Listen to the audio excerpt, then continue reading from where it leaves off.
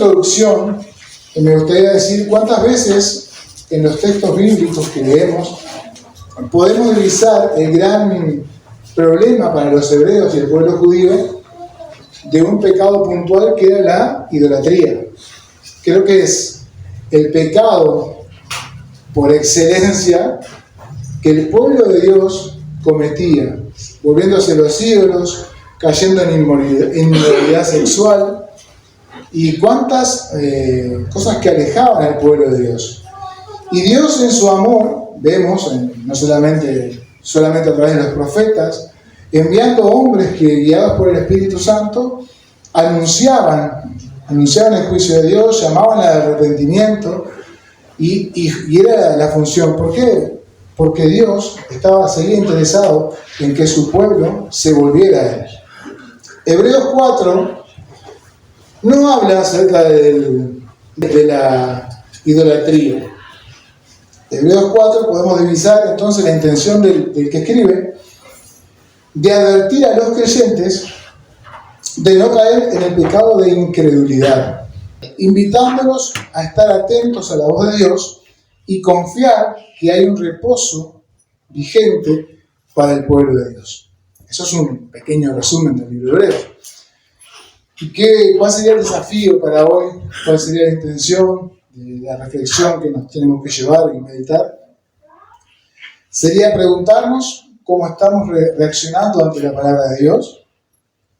Si ya estamos viviendo en el reposo que Dios ya nos ha ofrecido en Cristo. Voy a leer la versión Reina Valera y voy a leer no todo el capítulo, sino del verso 1 al verso 13. Dice así la palabra de Dios: temamos, pues, no sea que permaneciendo aún la promesa de entrar en su reposo, alguno de vosotros parezca no haberlo alcanzado.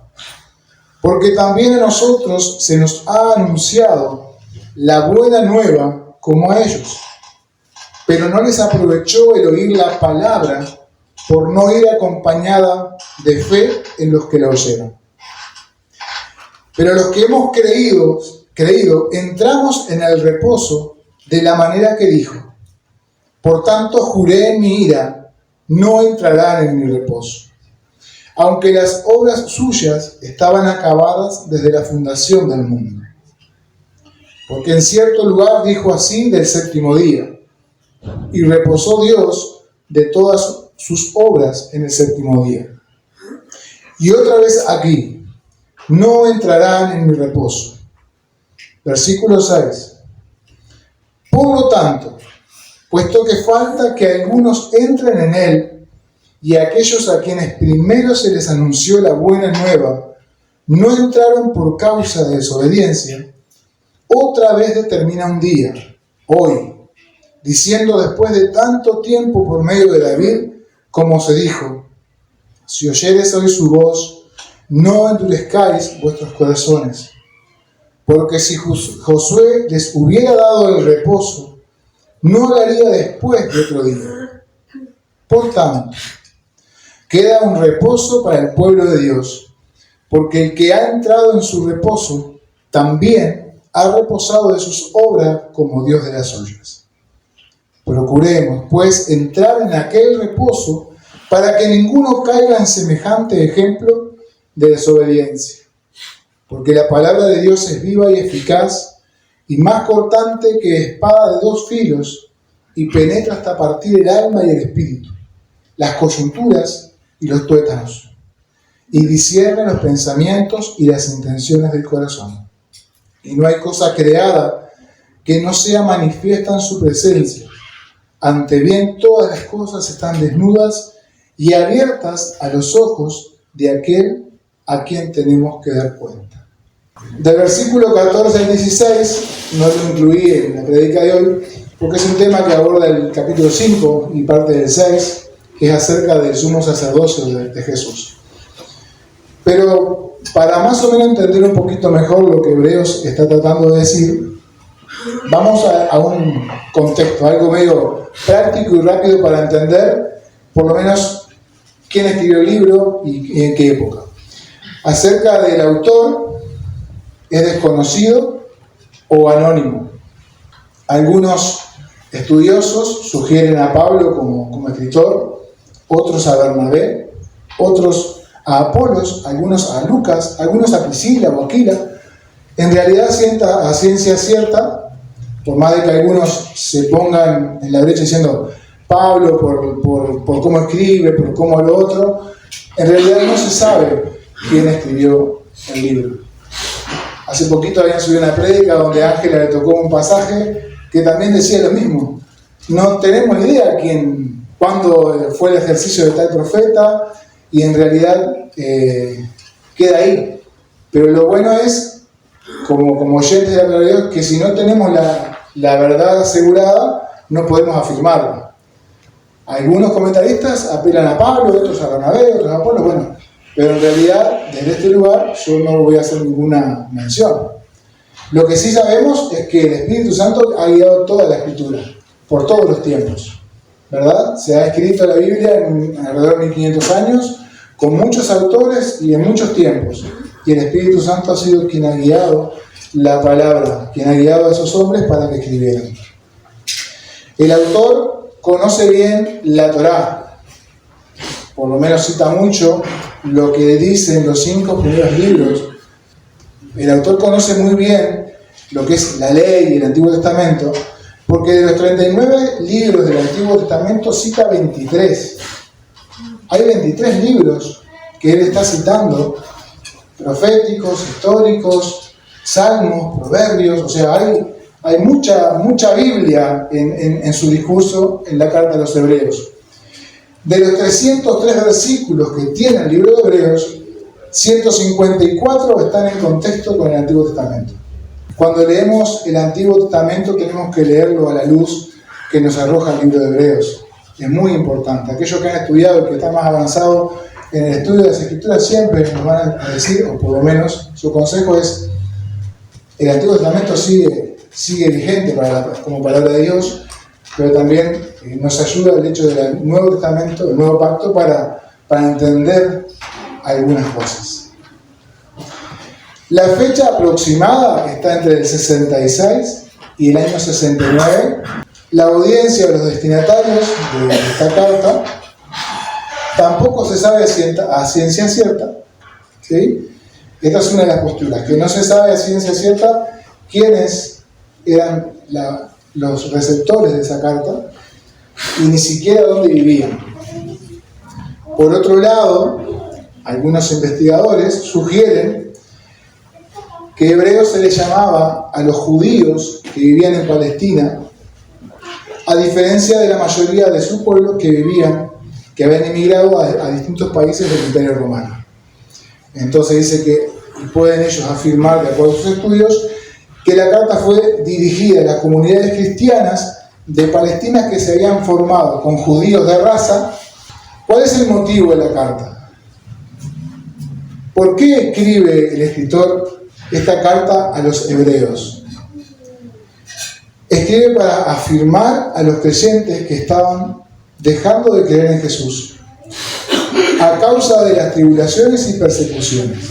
Dice, porque de los presos también os compadecisteis, y el despojo de vuestros bienes sufristeis con gozo, sabiendo que tenéis en vosotros una mejor y perdurable herencia en los cielos. No perdáis, pues, vuestra confianza, que tiene grande galardón, porque os es necesaria la paciencia, para que habiendo hecho la voluntad de Dios, obtengáis la promesa. Porque aún un poquito, y el que ha de venir vendrá y no tardará. Mas el justo vivirá por fe, y si retrocediere, no agradará a mi alma. Pero nosotros no somos de los que retroceden para perdición, sino de los que tienen fe para preservación del alma. Pero nosotros no somos de los que retroceden para perdición, sino que son capaces de sufrir despojos, tribulación abundante, por haber creído en Cristo. Podía ser que, como estaba en ejercicio todavía el templo, que incluso había sacerdotes que se habían convertido al Evangelio.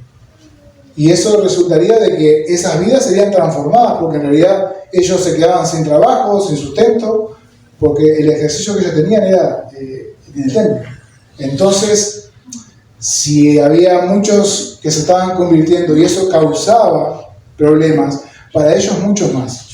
Pero pongámosle que entonces que el autor está interesado en motivar, animar a creyentes que estaban dejando de creer en Jesús, queriendo volver a sus antiguas actividades, porque era insoportable el hecho de la presión que generaba el decir Jesús es mi Señor, Jesús es mi Rey. Versículos 1 y 2 dice entonces: temamos pues no sea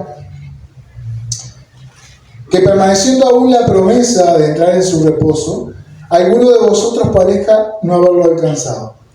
Porque también a nosotros se nos ha anunciado la buena nueva como a ellos. ¿Quién son ellos? Entonces tengo que leer del capítulo 3, 16 al 19, y ahí nos va a tirar la pauta de quiénes son ellos. Dice así: ¿quiénes fueron los que habiendo oído le provocaron? ¿No fueron todos los que salieron de Egipto por mano de Moisés? ¿Y con quiénes estuvo él disgustado 40 años? ¿No fue con los que pecaron, cuyos cuerpos cayeron en el desierto? ¿Y a quiénes juró que no entrarían en su reposo, sino a aquellos que desobedecieron? Y vemos que no pudieron entrar a causa de la incredulidad. Bueno, la pregunta que se me generó en el verso 2, ellos son la generación que salió de Egipto. Y el autor repite la advertencia. Dice: no se pierdan de entrar al reposo de Dios. Y decía que la generación que había salido de Egipto, que había sido esclava, había sido liberada de parte de Dios por mano de Moisés, había estado en el desierto, pero no creyeron a Dios, no creyeron las palabras de Dios. Fueron 12 espías y solo 2 vieron que la tierra era buena, era como Dios le había dicho, y que la iban a pasar bien. Ahora, 10 de los 12 no vieron solo que la tierra era buena. Sí, hay leche, hay miel, los campos son verdes, son fértiles, pero hay gigantes, tienen ejército, es imposible entrar ahí. Ya se había olvidado esta generación de cómo Dios los había sacado de Egipto. Y uno lee la historia de las plagas de Egipto y dice: ¡wow! Es tremendo lo que Dios hizo con ellos, y aún así no creyeron. Aún así esta generación tuvo y participó del pecado de no creer, de la incredulidad. Y esa incredulidad no les permitió entrar al reposo, que en este caso sería Canaán. La idea entonces es que el autor está diciendo: temamos pues, se refuerza con lo que ya venía diciendo en el capítulo 3, y continúa entonces diciendo: la incredulidad no es un buen compañero de viaje, hermanos. La incredulidad nos va a privar de entrar a la tierra prometida.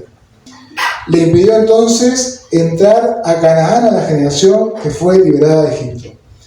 Definición de incredulidad, según el diccionario de la Real Academia Española, dice que es repugnancia o dificultad en creer algo. Y la otra acepción dice falta de fe y de creencia religiosa. Un comentarista decía que la incredulidad es la que abre camino para llegar a cometer otros pecados. Así como la soberbia, como la base de muchos pecados, que a partir de la soberbia cometemos muchos, bueno, la incredulidad también. Y hay ejemplos en la Biblia. Ellos no creyeron a Dios cuando Moisés subió al monte para hablar con Dios y ahí Dios le iba a dar las tablas de la ley. Ellos no supieron esperar, no creyeron a Dios que iba a guiar al pueblo a reposar en una tierra ya prometida, y adoraron al becerro de oro. Había inmoralidad sexual en el pueblo, y se armó tremendo viaje solamente por el hecho de no creer a Dios. Entonces, querido hermano, la incredulidad es como el primer paso para empezar a descarrilar y no tomar las promesas que Dios ya tiene para su pueblo. El temamos, en el verso 1, la primera palabra que aparece allí en lo que leímos recién, quiere llevarnos a un punto de conciencia tal de cuál es el peligro de caer en este pecado. Temor.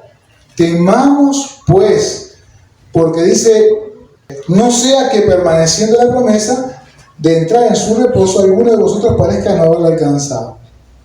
Nueva traducción viviente dice, temblemos de miedo.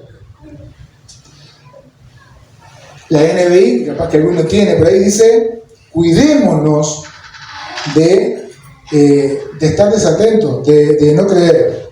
Tengamos cuidado, Dios habla hoy. Y eso, según la traducción, nos va aclarando un poco el panorama. Hay una advertencia que es fuerte, dice, muchachos, el hecho de no creerle a Dios es algo grave y tenemos que temer por esta razón. Tenemos el ejemplo de la primera generación que salió de Egipto, de a dónde lo llevó la incredulidad. Él venía ya hablando que Jesús era superior a los ángeles, que Jesús era superior a Moisés, que Jesús es superior, y el libro habla de que Jesús es superior a todo, a los sacrificios. Jesús es superior a todos. Ese es el mensaje general. Y entonces hay una advertencia fuerte diciendo, muchachos, tiemblen de miedo, temblemos de miedo del hecho de no creer las palabras de Dios. No sea cosa que permaneciendo aún la promesa, dice, o sea que está vigente, mientras no venga Cristo por aquellos que hemos creído, la promesa de entrar en su reposo está vigente. Nosotros podemos entrar por fe hoy mismo al reposo que Dios ofrece. La incredulidad provocará entonces que no alcancemos el reposo que Dios tiene preparado para nosotros. Es enfatizar en este verso lo importante que es para el escritor decir, muchachos, yo sé que la están pasando mal, sé que de repente no se puede divisar el descanso que Dios ha prometido, pero manténganse unidos a lo que la palabra de Dios enseña, porque Él va a fortalecer, Él va a animar, Él nos va a ayudar y nos hará descansar. Y la parte donde dice que alguno parezca no haberla alcanzado, me hace pensar en el testimonio de la persona, en el que se dice cristiano y no vive como tal. Está diciendo, muchachos, si creen en la promesa y realmente han entendido el mensaje, vivan de acuerdo a lo que ya han entendido. Llama a estar atentos a la voz de Dios y vivir de una manera acorde al mensaje que reciben. La fe nos debería mover a la obediencia a la palabra de Dios, la fe buena, ¿sí? Versículo 2, ahí dice, porque también nosotros se nos ha anunciado la buena nueva, ¿como a quiénes? Como a ellos de nuevo. ¿A quiénes? A la primera generación que salió de Egipto. Nosotros vivíamos esclavos del pecado, así como aquella generación estaba esclava en Egipto. Fuimos liberados por la obra de Cristo, así como lo hizo Moisés. Y tenemos una promesa eterna de entrar en el cielo, de vivir con Dios y reposar eternamente.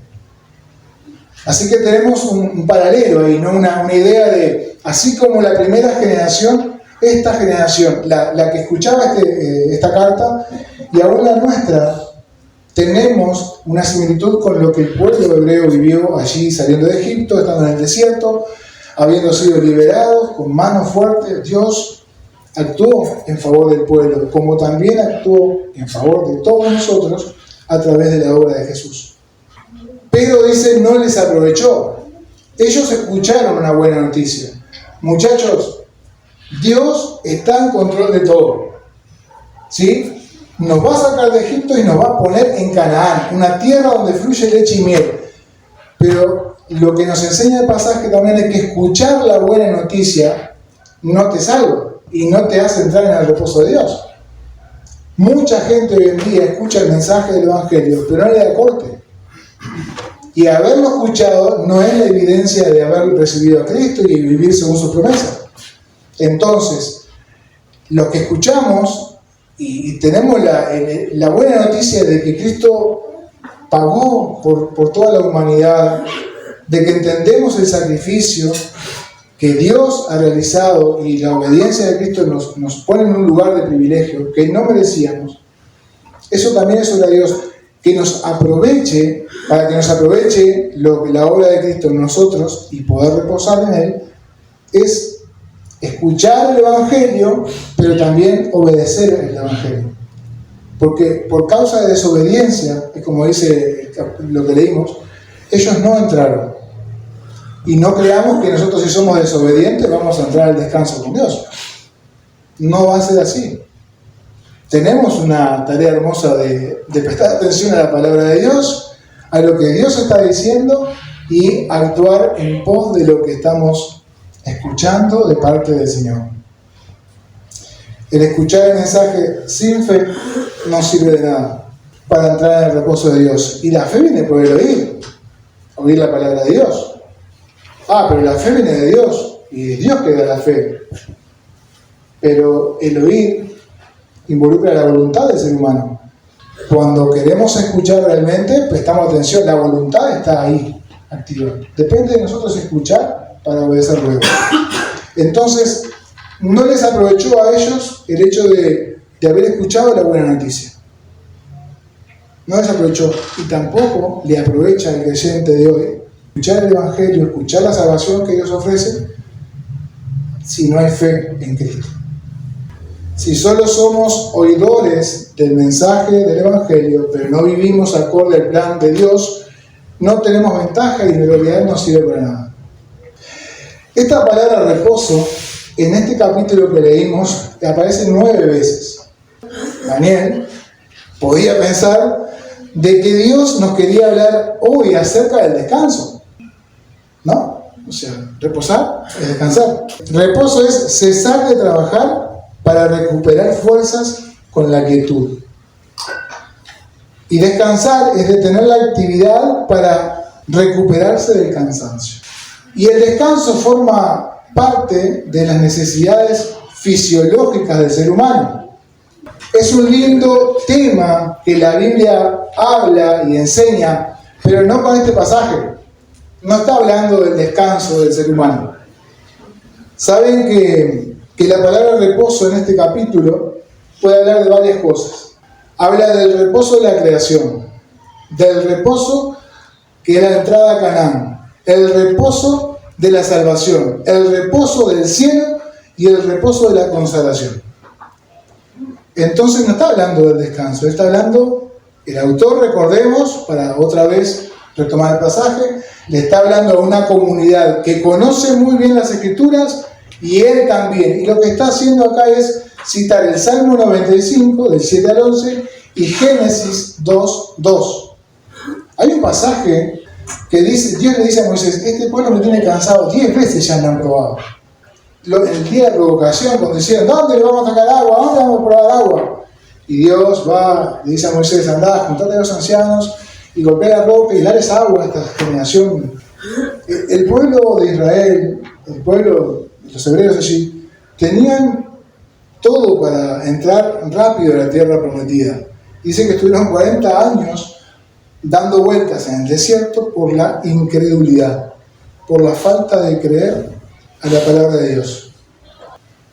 Desde el verso 3 al verso 11 hay una argumentación con pasajes para hacer entender que hay un reposo para cada generación.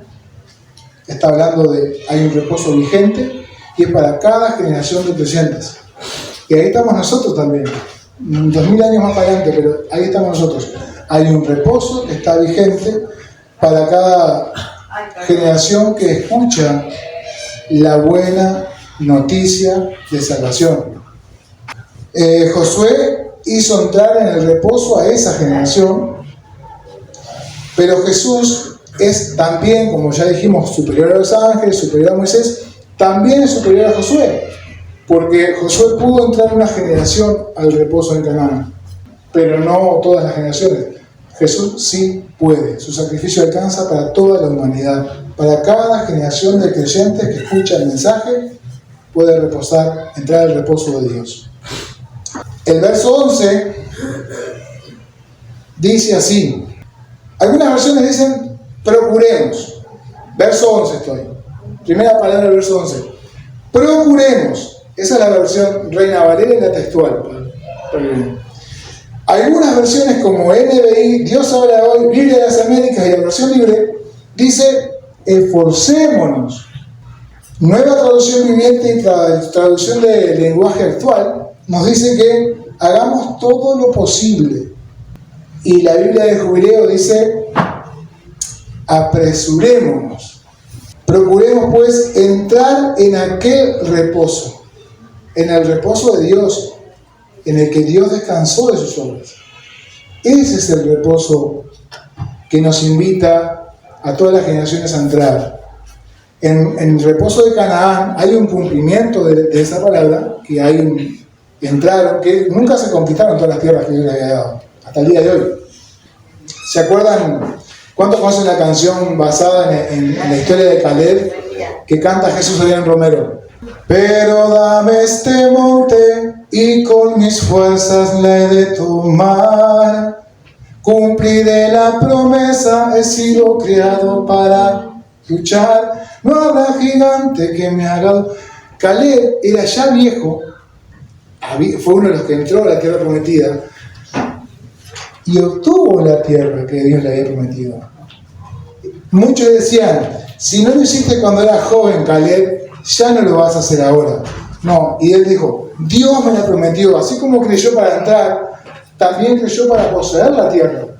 Pero dame este monte, con fuerzas la he de tomar. Le creyó a Dios Caleb. Es un hombre importante, Caleb, que podemos ver en las Escrituras. Josué, Caleb, Eleazar, fue de la generación los únicos que entraron. Moisés no entró, pero no fue por falta de fe. Fue por desobediencia a Dios en realidad. Cuando golpeó la peña y tenía que hablarle. Aún en la salvación, Dios nos permite el libre albedrío de decidir si queremos o no. No nos pone un reloj en la cabeza diciendo, también en la salvación hay una parte humana. Porque Dios jamás nos va a atosigar de una manera que nos deja decidir. Y acá se puede ver, procuremos esforzarnos, tiene que haber un esfuerzo también. No es todo gratis. La salvación sí, Dios la provee a través de Cristo y realmente está todo hecho. Lo único que hay que hacer, ¿qué es? Es creerle a Dios lo que está afirmando en su palabra. Qué fácil, ¿no? Claro, pero cuando nos toca estar como los hebreos, que despojaron todos sus bienes, cuando son tenidos en poca cosa, cuando nos apedrean, cuando nos insultan, ahí sí está un poco más difícil. Aún en la salvación nosotros tenemos nuestra parte. Dios ha hecho todo. Un sacrificio que le costó la muerte a su Hijo. El creyente que realmente cree, escucha la palabra y vive de acuerdo a eso, entra al reposo de Dios, a descansar con Dios, cuando Él descansa de sus obras. Versos 12 y 13. La palabra de Dios es viva y eficaz y más cortante que espada de 2 filos, que penetra hasta el alma y el espíritu, hasta los tuétanos, la coyuntura, quebranta, discierne los pensamientos, todo. Eso es todo la palabra de Dios. Hay pequeñas palabras que terminan siendo grandes al final. Porque el autor, dicen que es una buena traducción el poner el porque. Dice que eso ensambla todo lo que venía diciendo con lo que es la palabra de Dios. Porque Dios habló y se hicieron los cielos y la tierra. Dios tiene el poder en la palabra. Dios dijo y fue hecho.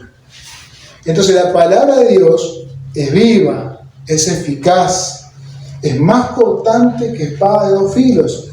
Y tiene una interpretación que vale la pena prestar atención. Pero el por qué. ¿Por qué él argumenta que la palabra de Dios es viva y eficaz? Porque él ya lo había anunciado.